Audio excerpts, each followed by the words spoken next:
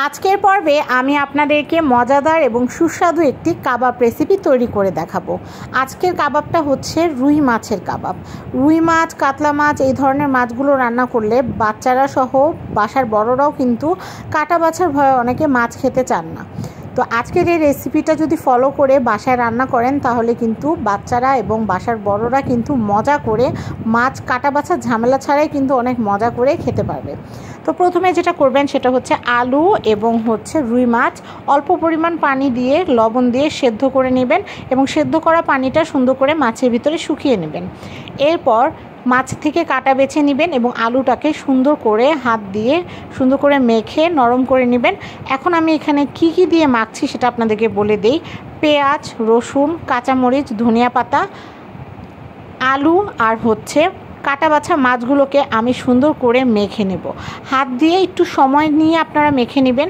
মেখে নিলে আলুটা একদম নরম হয়ে যাবে, কোথাও দলা দলা পাকিয়ে থাকবে না। আর এই প্রসেসিংটা চেষ্টা করবেন মাছটা গরম থাকা অবস্থায় এবং আলুটা গরম থাকা অবস্থায় করতে। আলু সিদ্ধ করে অনেক বেশিক্ষণ রেখে দিলে কিন্তু পরবর্তীতে মাখতে অসুবিধা হয়ে যায় এবং শক্ত শক্ত বল বল হয়ে থাকে, যেটা কিন্তু সহজে মাছের সাথে মিশতে চায় না, দলা পাকিয়ে থাকে। তো এই জন্য একটু গরম থাকা অবস্থায় যদি তাড়াতাড়ি করে নিতে পারেন তাহলে কিন্তু খুবই ভালো হয়। তো আপনারা দেখছেন আমি সুন্দর করে হাত দিয়ে সব উপকরণগুলো একসাথে মেখে নিচ্ছি। এখন এই কয়টা উপকরণে কিন্তু কাবাব স্বাদ হবে না। কি উপকরণ আরও লাগবে সেটাও বলে দিচ্ছি। এখানে পরিমাণ মতো লবণ নিয়ে নিয়েছি, ধনে গুঁড়া নিয়ে নিয়েছি জিরা গুঁড়া, এখানে আমি নিয়ে নিয়েছি 1 প্যাকেট স্বাদে ম্যাজিক, আর এখানে আমার হাতে তৈরি করা কাবাব মশলা নিয়ে নিয়েছি। এখানে আছে শুকনো মরিচের গুঁড়া, এখানে আছে 5 ফোড়ন, এখানে আছে সস, আর এখানে আছে এলাচ গুঁড়া। প্রয়োজন অনুসারে যেটা যতটুকু পরিমাণে দেওয়া লাগবে আমি ঠিক অতটুকু পরিমাণে নিয়ে নিয়েছি। এখন আমি যেটা করব সেটা আলু দিয়ে, মাছ দিয়ে এবং পেঁয়াজ, রসুন, কাঁচামরিচ, ধনিয়া পাতা দিয়ে মেখে যে ডোটা তৈরি করে রেখেছিলাম সেই ডোটা এই মশলা দিয়ে খুব সুন্দর করে মেখে নিতে হবে। এবং মাখার এক পর্যায়ে আমি যে কাজটা করব সেটা একটা ডিম ভেঙে দিব। একটা ডিম ভেঙে দিলে কি হবে জানেন? আপনারা যখন কাবাবটা ভাজবেন তখন উপরে খুব সুন্দর ক্রিস্পি একটা লেয়ার হবে, যেটা কাবাবটাকে আরও বেশি সুস্বাদু করে তুলবে। আমি প্রায় সময় এই কাবাবটা করি কারণ আমার মেয়ে এবং আমার হাজব্যান্ড দুজনই মাছ রান্না করলে কাটার ভয়ে মাছ খেতে চায় না, তাদেরকে মাছ বেছে দেওয়া লাগে। তো আমি চিন্তা করলাম এভাবে যদি কাবাব করে রাখি তাহলে তো যখন তখন একটু ডাল বা যে কোনো সবজি রান্না করলে সাথে কাবাবটা দিলে কিন্তু দারুণ হবে। তো এভাবে করে কাবাব বানিয়ে আপনারা কিন্তু চাইলে ফ্রিজে ফ্রোজেন করে রাখতে পারেন। যখন তখন মেহমান চলে আসলে বা রান্না করা তরকারি না থাকলে যখন খুশি তখন কিন্তু আপনারা কাবাবটা তেলে ভেজে কিন্তু খেতে পারবেন।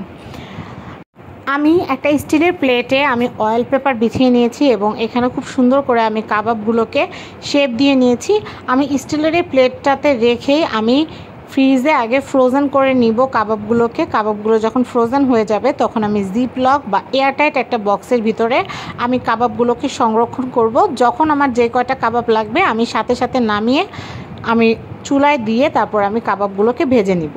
আমি আপনাদেরকে একটা কথা বলি, কখনোই কাবাবের বক্স আপনারা বাইরে নর্মাল টেম্পারেচারে রেখে দিয়ে আবার ডিপে রাখবেন, আবার নর্মাল করবেন, এটা করবেন না। এতে করে কিন্তু কাবাবের স্বাদ এবং পুষ্টিগুণ নষ্ট হয়ে যাবে। তো দেখেন আমি আপনাদেরকে কয়েকটা কাবাব ভেজে দেখাচ্ছি। কাবাবটা খেতে কিন্তু দুর্দান্ত হয়েছে।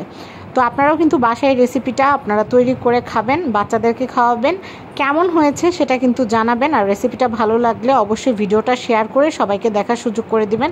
সুন্দর সুন্দর কমেন্ট লিখবেন, আপনাদের সুন্দর সুন্দর কমেন্টের অপেক্ষায় আমরা থাকি। তো আজকের মতো বিদায় নিচ্ছি, সবাই ভালো থাকবেন। আসসালামু আলাইকুম।